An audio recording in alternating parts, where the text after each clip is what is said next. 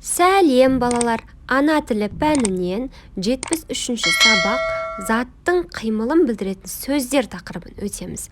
Балалар, заттың қимылын білдіретін сөздерге не істеді, не қылды, қайтты деген сұрақтар қойылады. Мысалы, не істеді, ұшты, не істеді, жүргізді, барды, оқыды. Балалар, енді суреттерге қарақшы. Енді балалар, бұлттағы жазылған сөздермен астында тұрған сөздерді байланыстырып айтып көрейік.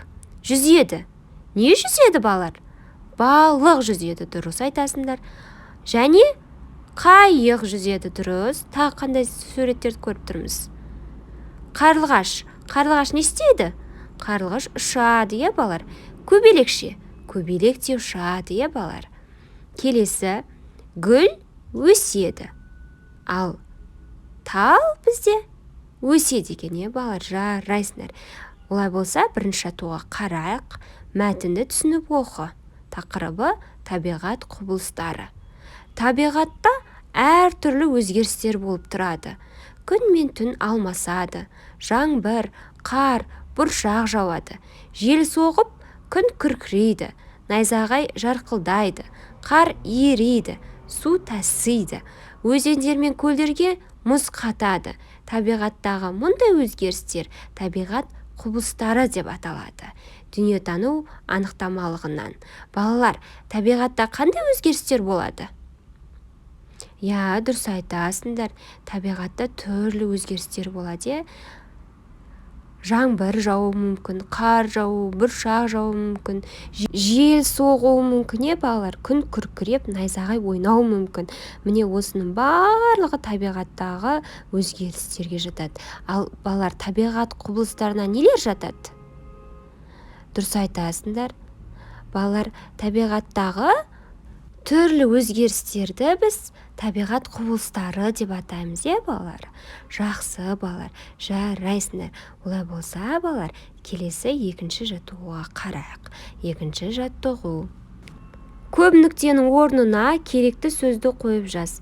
Керекті сөздерге күркірейді, жауады, алмасады, жарқылдайды деген сөздер. Балалар, енді осы көп нүктенің орнына керекті сөзді қояйық. Күн мен түн не істейді, балалар? Дұрыс айтасыздар, алмасады. Жаңбыр, қар не істейді? Жауады, балалар? Күн не істейді, балалар? Жарқылдайды. Ал найзағай ше? Күркірейді екен, балалар, жарайсыңдар. Балалар, бұл сөздер нені білдіріп тұр? Алмасады, күркірейді, жауады, жарқылдайды деген. Я, дұрыс айтасыңдар, заттың қимылын білдіріп тұр, балалар, жарайсыңдар. Не істейді деген сұраққа жауап беріп тұр. Келесі, балалар, үшінші жаттығуға қарайық. Үшінші жаттығу.